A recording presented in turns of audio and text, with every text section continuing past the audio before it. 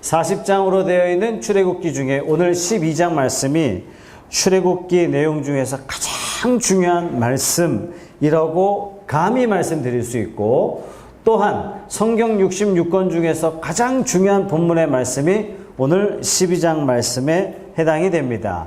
자, 출애굽기 전반부에 보면 모세가 나오죠. 모세가 40년 동안 왕궁에서 화려하게 훈련을 받았습니다. 그리고 다시 40년 동안 광야에서 처절한 훈련을 받게 되죠. 인생에 좋을 때가 있는 반면 인생에 힘들고 어려울 때가 있었습니다. 아마 광야 40년은 모세가 견디기 매우 힘든 시간이 아니었을까. 모세는 홀로 있어야 됐고 모세는 낮춰줘야 됐던 그런 시기였습니다.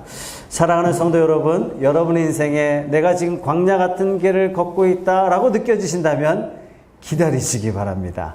하나님께서 광야 40년을 끝난 모세를 또 하나님의 의로운 오른손에 붙들어 위대하게 사용하신 것처럼 저와 여러분의 인생도 하나님께서 사용하시고 높이시고 인도하실 날이 반드시 있을 줄로 믿습니다.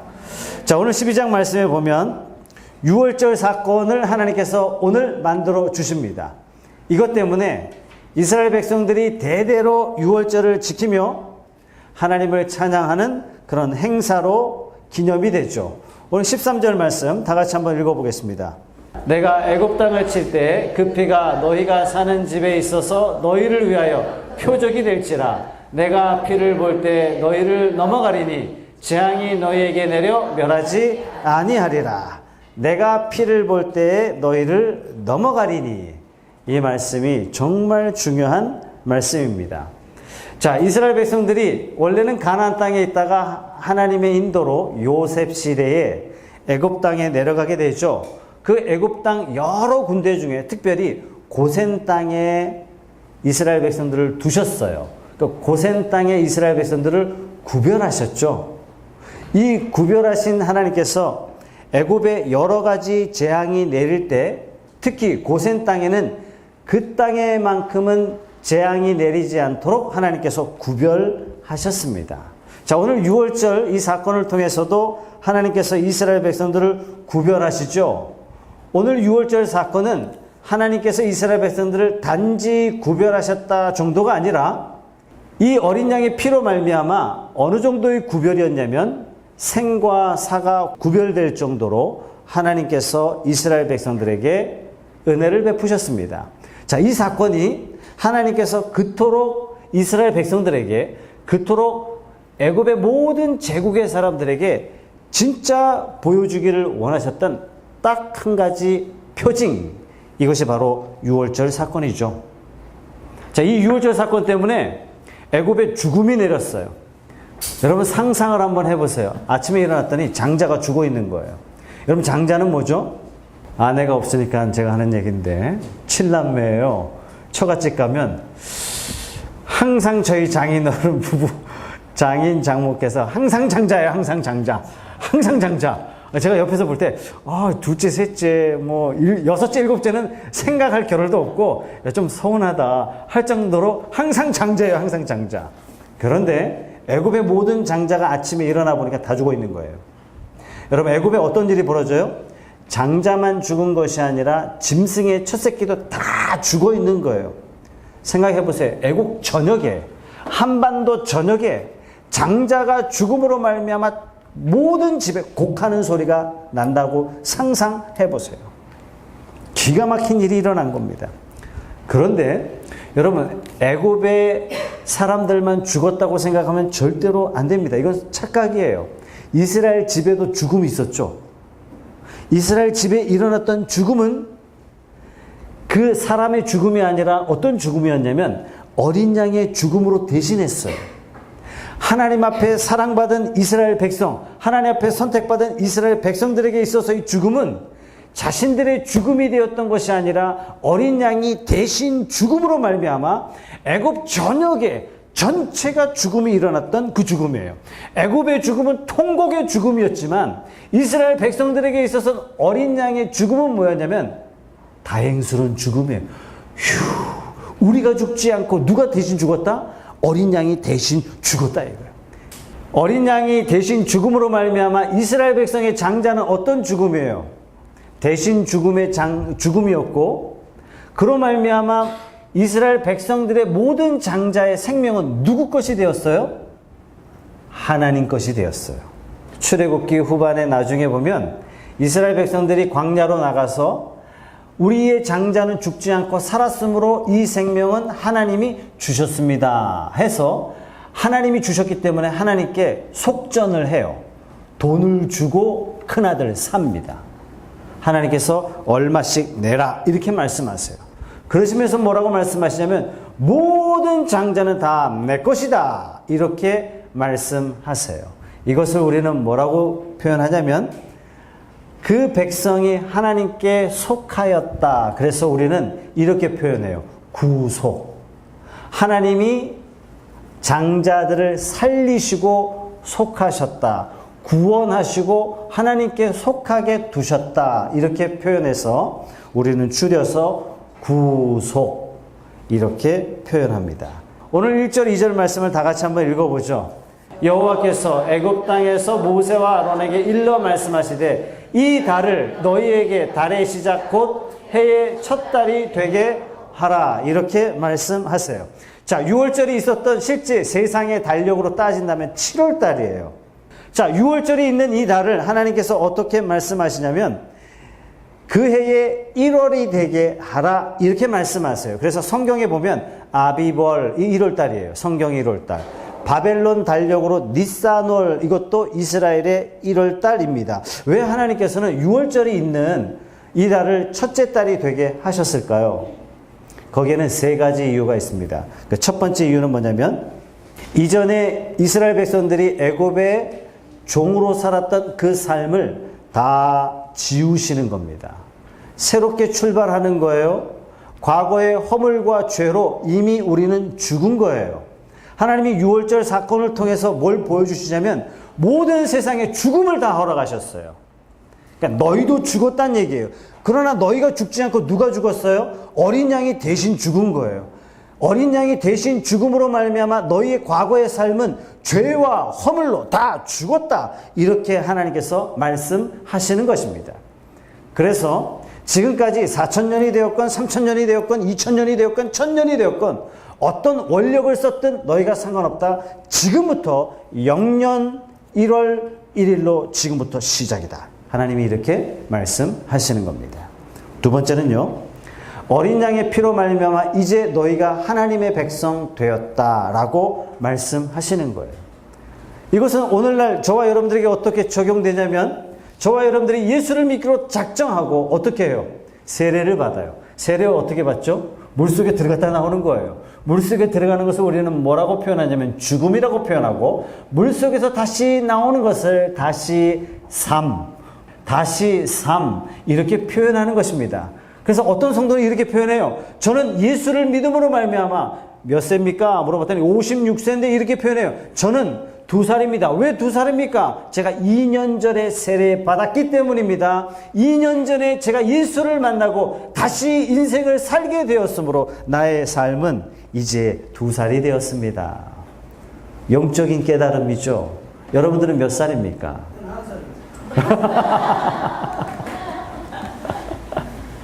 주님 앞에 시작한 그 첫돌이 의미 있는 첫돌이 되시기를 축복합니다.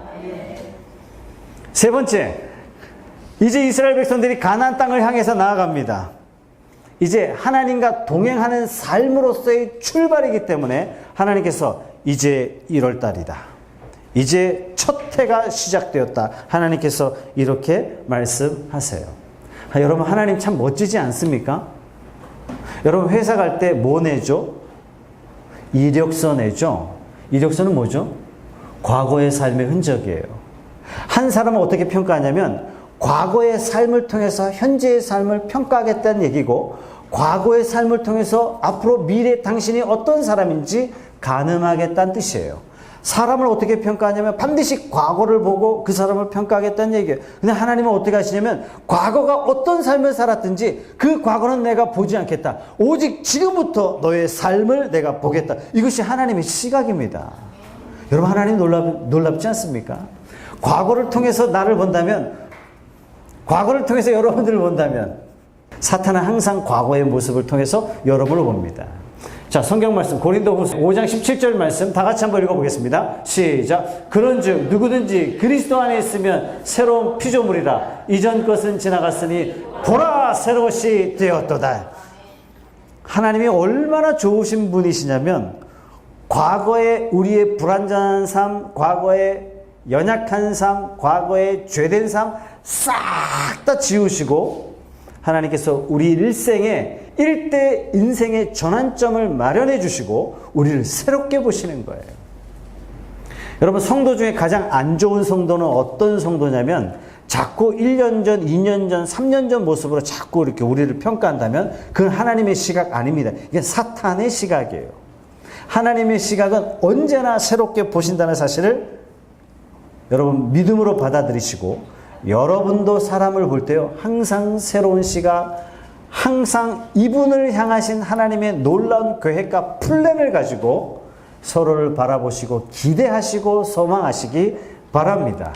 자, 오늘 5절 말씀에 보면 3절에서 5절 말씀에 보면 1월 10일 날 양을 잡아서, 여기 잡는다는 표현이 여러 가지죠. 이렇게 잡는 것도 잡는 거고 이렇게 잡는 것도 잡는 거죠. 일단 1월 10일 날 양을 가두어서 언제 잡으라고요? 14일에 잡으라고요. 그러니까 10일 날 붙잡아서 14일 날 이렇게 한다면 며칠이냐면 10, 11, 12, 13, 14 5일 동안 하나님께서 어떻게 우리에게 명하셨냐면 그 양을 가두어서 잘 봐라 이렇게 말씀하세요.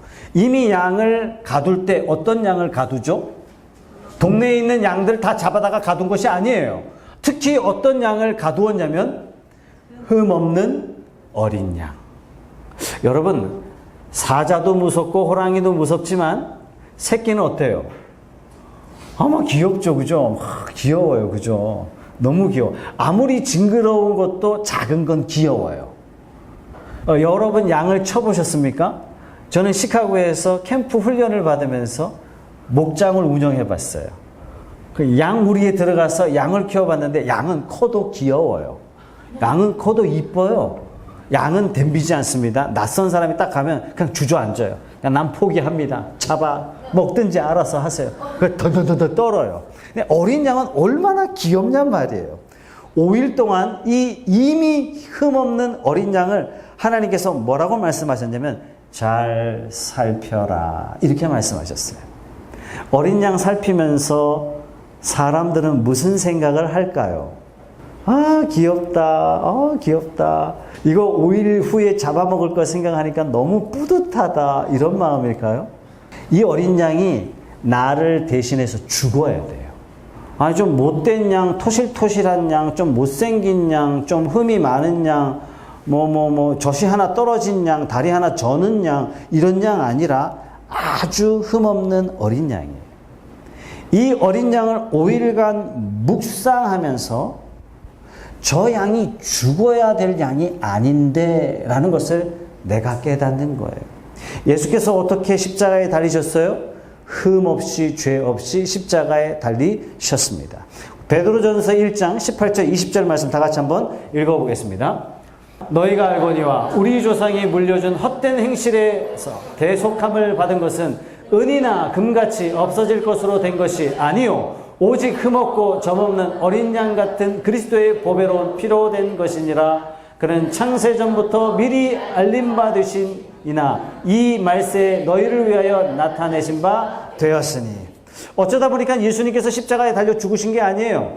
인류를 구원하시기 위해서 나름대로 예수께서 여러 가지 기적들을 행하시고 여러 가지 방법들을 쓰셨다가 어쩔 수 없이 붙잡혀가지고 십자가 죽으신 게 아니란 얘기예요.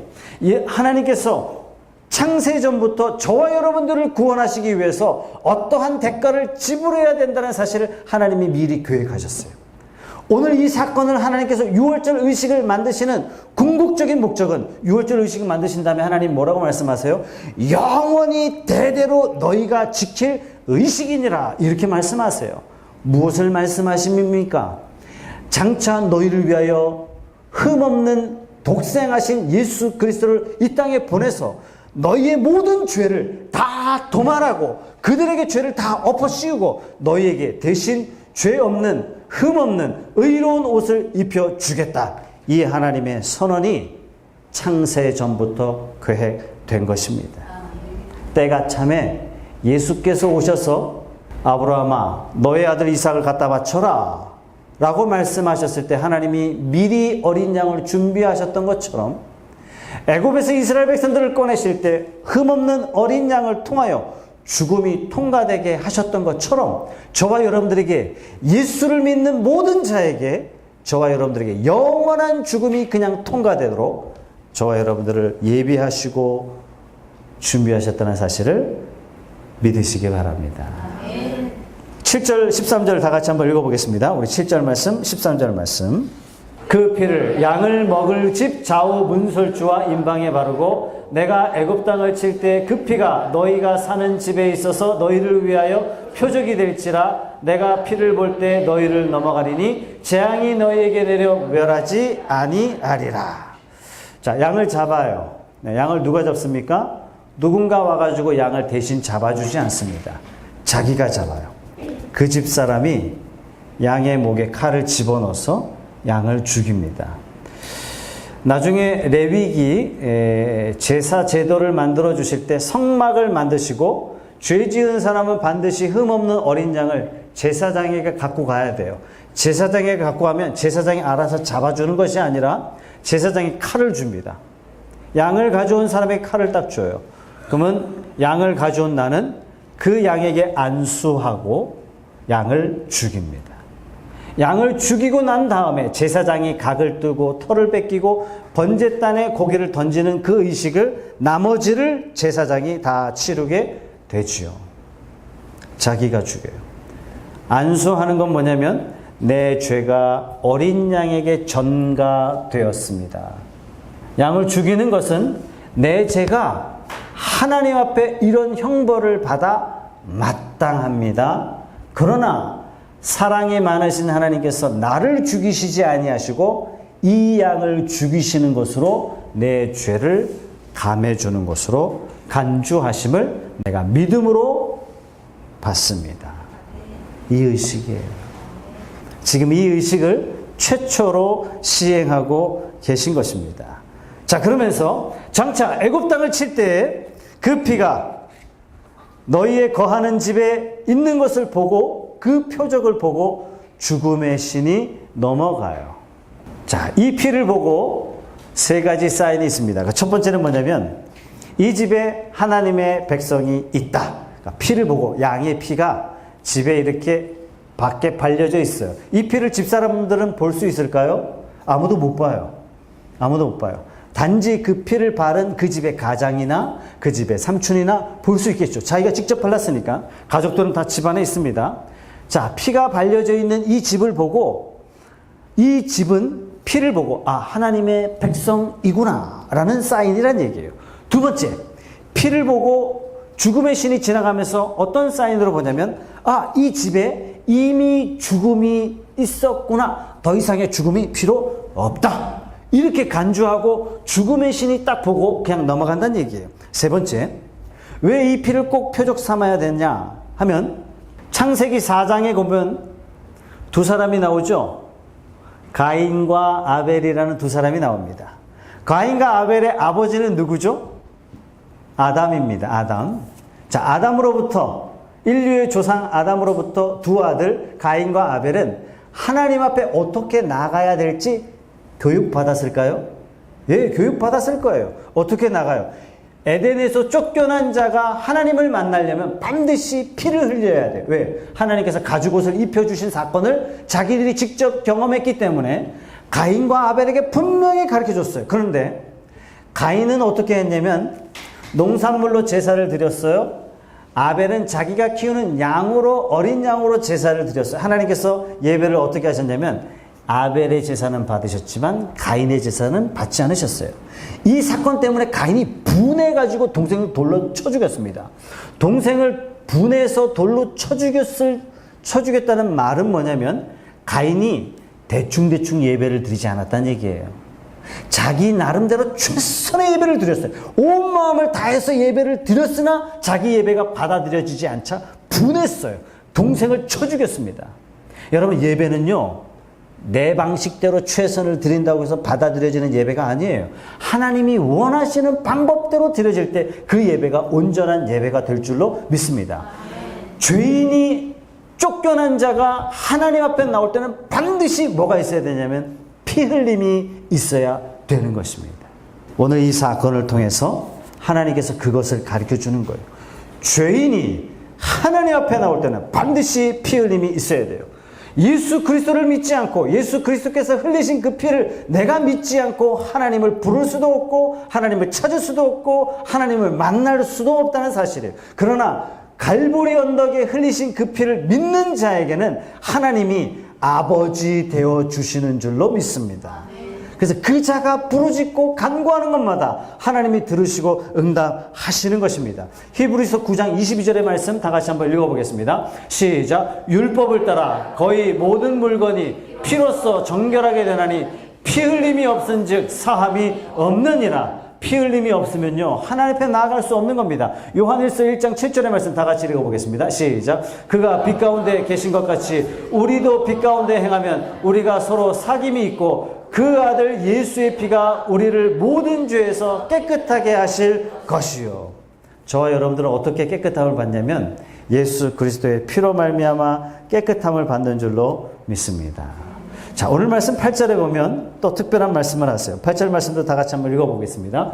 그 밤에 그 고기를 불에 구워 무교병과 쓴나물과 아울러 먹으라. 이렇게 말씀하시죠. 무교병은 뭐냐면 이스트를 넣지 않는 누룩 없는 빵입니다. 부풀지 않은, 사실 맛없는 누룩 없는 빵을 먹고 쓴나물을 먹으라. 이 전통 때문에 중동에는 누룩 없는 빵이 굉장히 유행이에요. 유행이고 하나님 앞에 나아갈 때마다 행사를 치를 때마다 이 무교병과 쓴나물을 먹습니다. 자, 무교병을 이스라엘 백성들이 먹으면서 우리의 구원은 다른 첨가물이 필요 없다는 얘기예요. 오직 예수의 피로 구원받지 그것 말고 구원받을 수 있는 방법은 없고 그것 더해서 구원받는 방법도 있을 수가 없습니다. 라는 신앙의 고백이 무교병이고, 쓴나물은 우리가 애굽에서 고난을 받았다는 상징적인 메시지가 있는 것입니다. 이 고난을 받았지만 이 고난으로부터 우리를 건지신 분이 누구시냐면 하나님이십니다. 하나님의 구원이 매우 큽니다. 구원이 크다는 상징적인 메시지가 뭐냐면 애굽의 큰 고난이에요. 왜 어르신들 이런 얘기 많이 하시잖아요. 어린 시절에 뭐 했다고요? 찢어지게 가난했다. 찢어지게 가난했다.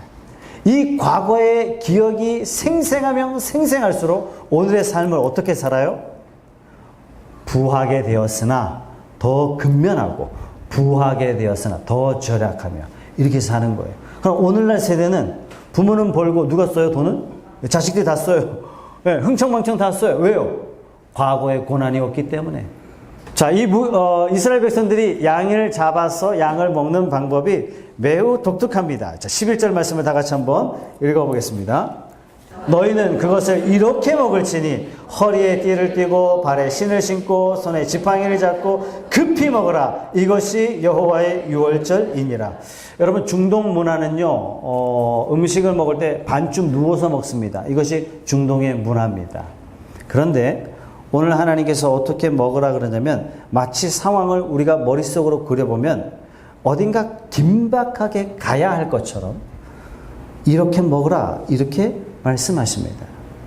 자, 이것은 뭐냐면 여러분, 유월절 사건으로 애굽의 바로는요 두 손 두 발 다 들었어요. 게임 끝이에요.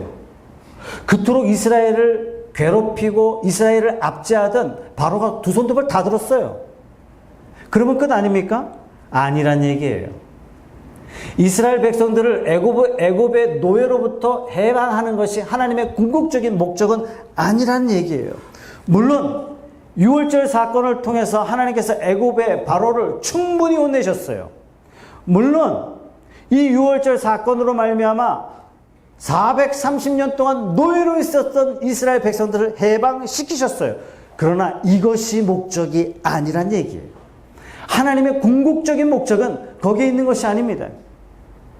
여러분 예수님 믿습니까? 예수님 믿으면 천당 갑니까? 예, 천당 갑니다. 나는 천국 백성 되었어요. 이젠 끝이에요.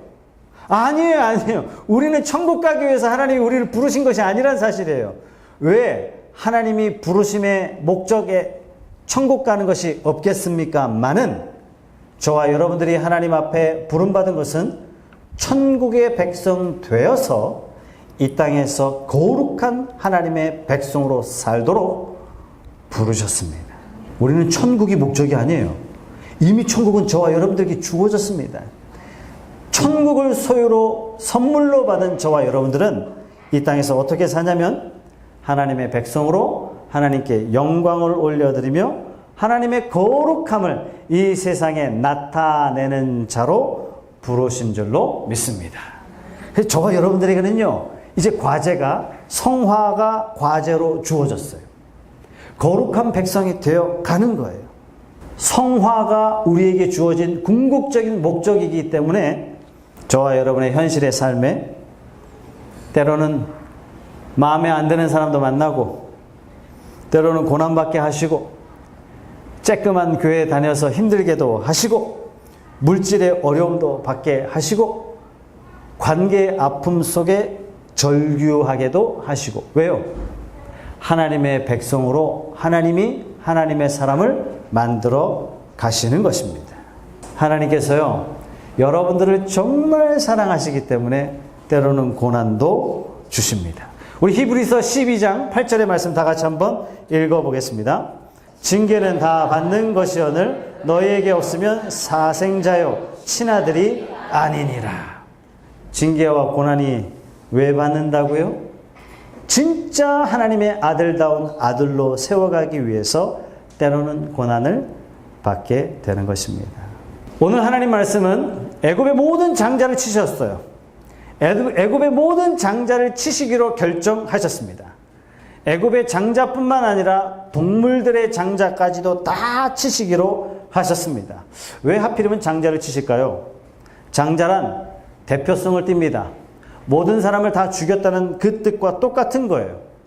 모든 사람을 다 죽여야 된다는 그 뜻은 뭐냐면 세상의 모든 사람들은 전부 다 죄 아래 있다라는 말씀이에요.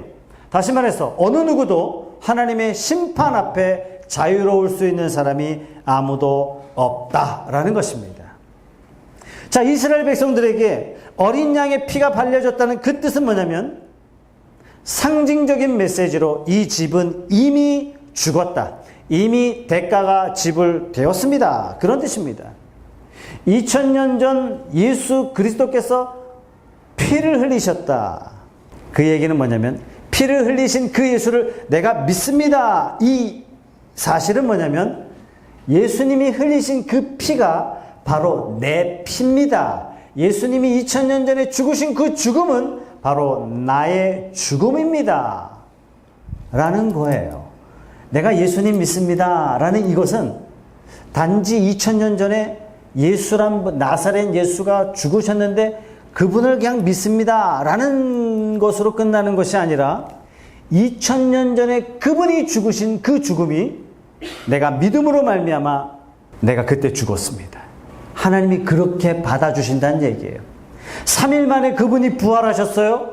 우리도 장차 부활하여 하나님의 거룩한 영광의 광채로 새롭게 태어날 것을 믿습니다. 라는 신앙의 고백이 그 안에 들어가 있는 것입니다. 이것이 바로 죽음의 비밀이에요. 6월절을요, 한문으로 쓰면 넘어갈 유, 넘어갈 월. 그래서 우리 뭐 해요?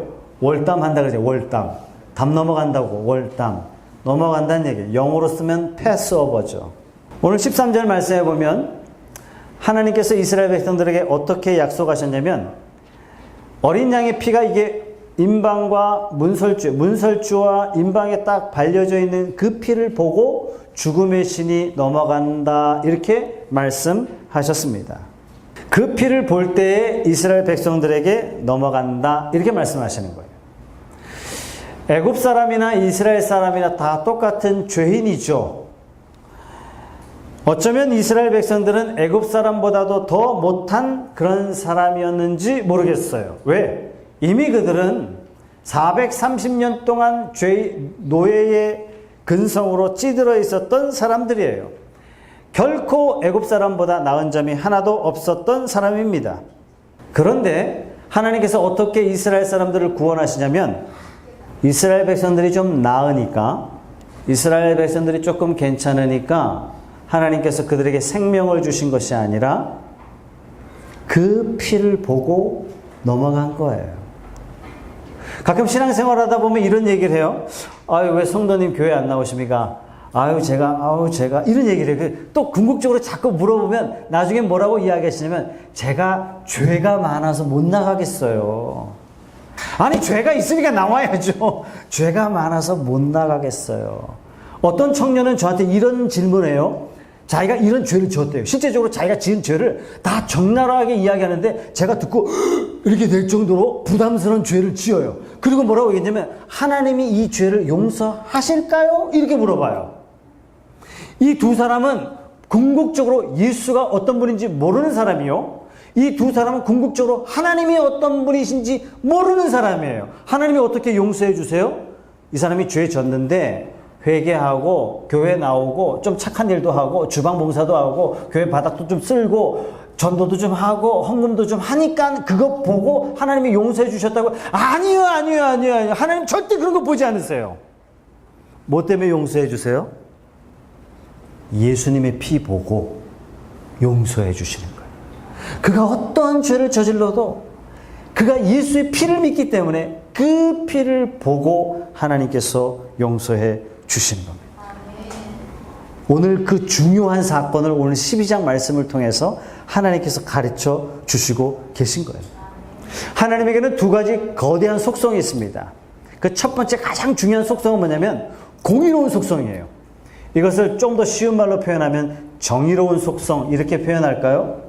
또 하나의 속성은 뭐냐면 사랑이에요.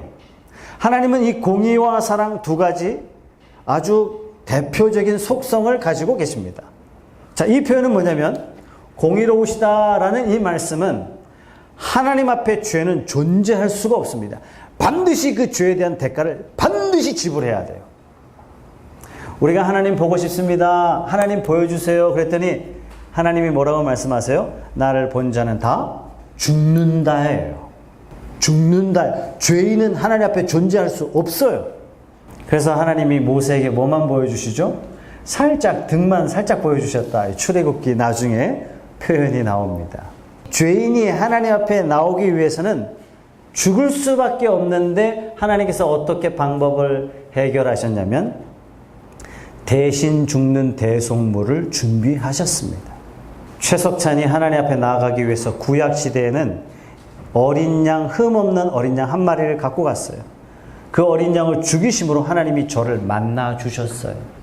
어린 양을 죽이셨죠? 하나님의 정의는 살아있는 거예요.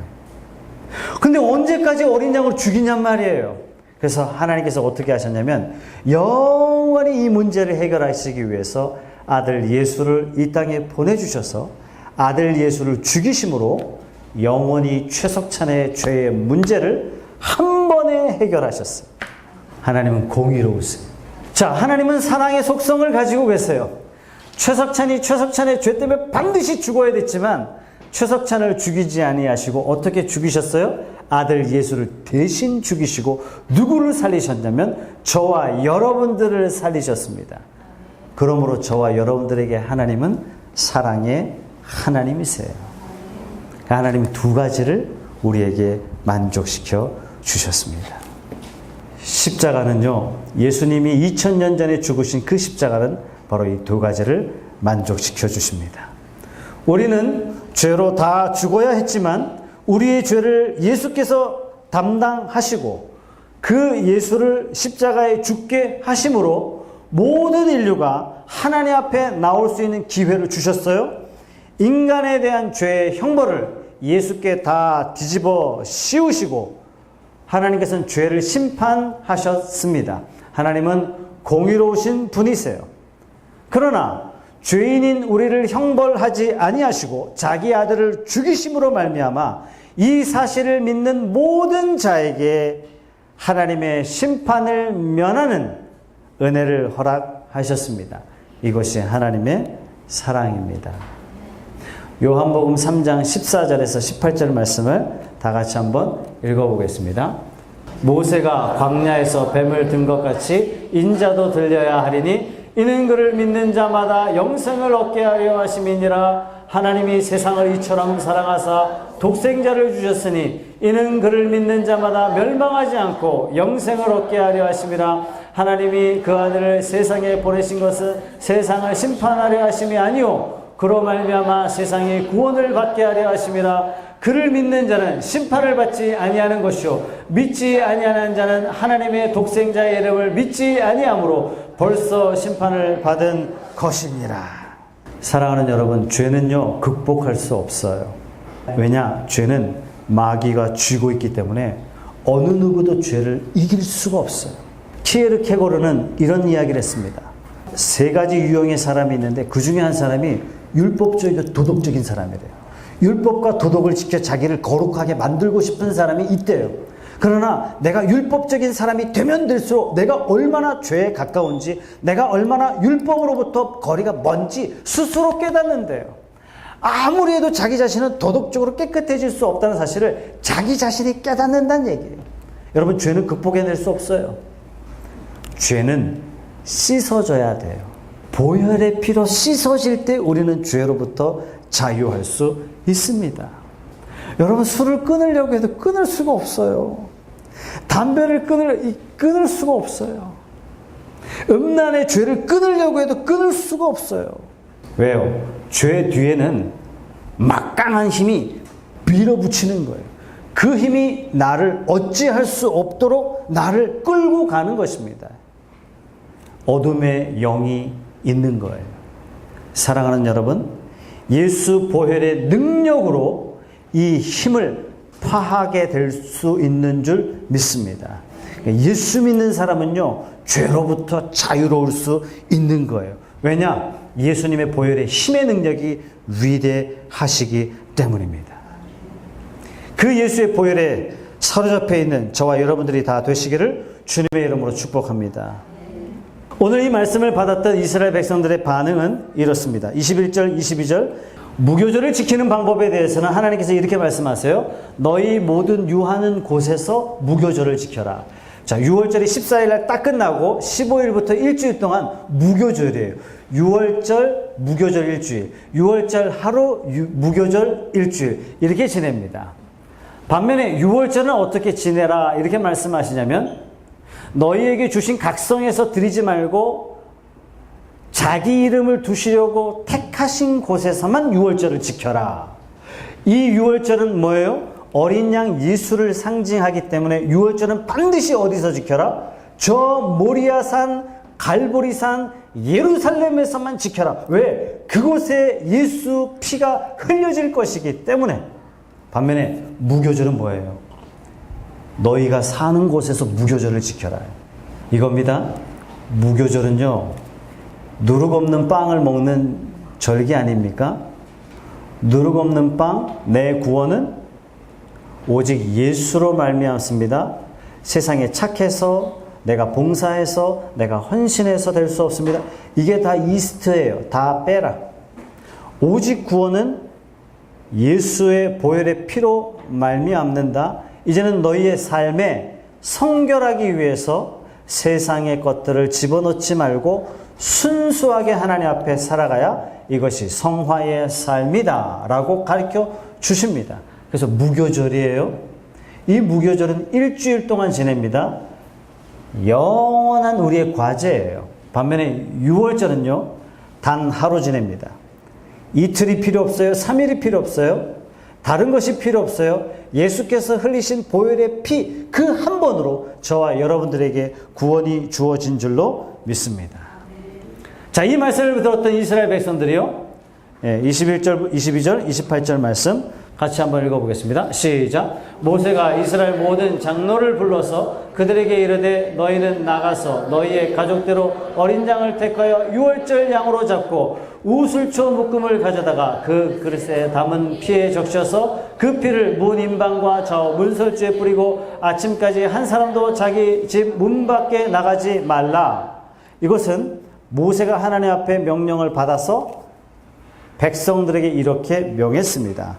28절 말씀 다 같이 읽어보겠습니다. 시작. 이스라엘 자손이 물러가서 그대로 행하되 여호와께서 모세와 아론에게 명령하신 대로 행하니라.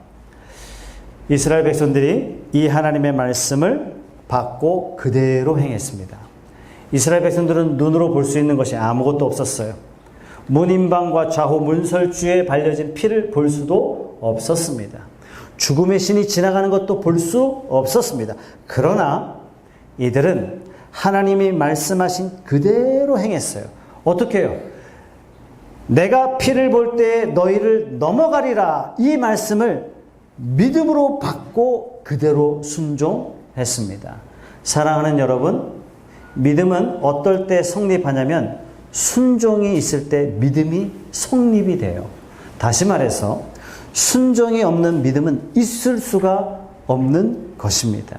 저와 여러분들이 하나님의 말씀 앞에 날마다 순종이 있는 복된 삶이 되시기를 주님의 이름으로 축복합니다. 40절 41절 말씀을 읽고 마무리하겠습니다. 40절 41절 말씀, 이 말씀을 들었던 이스라엘 백성들에게 하나님께서 특별한 별명을 붙여주십니다. 다 같이 한번 읽어보겠습니다. 시작. 이스라엘 자손이 애굽에 거주한 지 430년이라 430년이 끝나는 그날에 여호와의 군대가 다 애굽 땅에서 나왔은즉, 누가 나왔다고 표현하고 있습니까? 여호와의 군대래요. 찌질이 같은 이스라엘 백성들을 향해서 하나님께서 어떠한 별명을 붙여주셨냐면 여호와의 군대라는 거룩한 칭호를 붙여주셨습니다. 하나님 앞에 저와 여러분들은 여호와의 군대인 줄로 믿습니다. 여러분들이 직장에 나갈 때 어떤 마음으로 나가시냐면 여호와의 군대의 이름으로 나가셔야 돼요. 여러분들이 학교에 갈 때 어떤 마음으로 가셔야 되냐면 여호와의 군대의 일원으로 나간다는 마음으로 나가셔야 되는 것입니다. 그냥 보통 사람이 아니에요. 우리의 삶은 그저 먹고 살기 위한 세상 사람들과 똑같은 그런 삶이 아니에요. 여호와의 군대의 이름으로 나가는 하나님의 군대, 여호와의 이름으로 싸워 나가는 하나님의 명예를 위해서 싸워 나가는 하나님의 거룩한 군대인 줄 믿으시기 바랍니다. 그래서 하나님이요, 여러분들 홀로 내보내지 아니하시고 어떻게 해요? 하나님이 동행하시는 것입니다. 하나님이 저와 여러분들을 이렇게 부르신 줄 믿습니다. 그래서 저와 여러분의 삶이 살아도 주를 위해서 살고 죽어도 주를 위해서 사는, 사나 죽으나 하나님의 거신 백성으로 사는 것입니다. 많은 사람들이 구약시대는 무엇을 믿고 구원받았느냐 이렇게 이야기하는데 마찬가지예요. 복음을 듣고 구원받았습니다. 저와 여러분들도 마찬가지예요. 갈보리 언덕에 흘리신 보혈의 피를 믿고 구원받았습니다. 구원은 우리의 궁극적인 목적이 아닙니다. 구원받은 백성으로서 하나님의 군대로서 나는 이 땅에서 어떻게 살 것인가, 이것이 정말 중요합니다. 누룩 없는 삶을 살기를 원하십니다. 무교병의 삶을 살기를 원하십니다. 쓴나물을 먹기를 하나님이 원하세요. 이것은 우리가 하나님 없이 이 세상에 고통하며 살았던 삶을 기억하고 이제 무교병을 먹는 삶이 되겠습니다. 이 세상에 다른 사상을 첨가하는 삶이 아니라 오직 복음으로 삶을 하나님 앞에 살겠습니다 라는 그런 믿음의 고백입니다. 이 세상에 대해서 저와 여러분들은 하나님의 거룩한 군대인 줄로 믿습니다. 거룩한 군대로서 새 인생을 새 출발하시고 하나님과 동행하면서 하나님 앞에 영광스러운 삶을 살겠다고 믿음으로 고백하며 하나님 앞에 나아가는 저와 여러분 되시기 바랍니다. 다 같이 한번 통성으로 기도하겠습니다.